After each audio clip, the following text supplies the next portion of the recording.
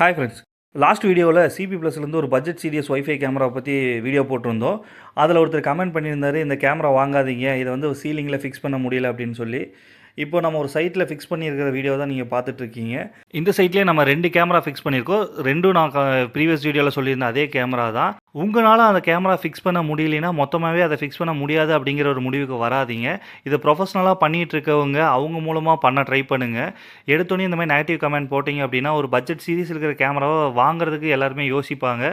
நம்ம சேனலில் நான் ஒரு வீடியோ போடுறேன் அப்படின்னாவே நான் எக்ஸ்பீரியன்ஸ் பண்ணி அதை ஃபிக்ஸ் பண்ணி பார்த்ததுக்கு அப்புறம் தான் நான் இந்த மாதிரி வீடியோ அப்லோட் பண்ணுவேன்.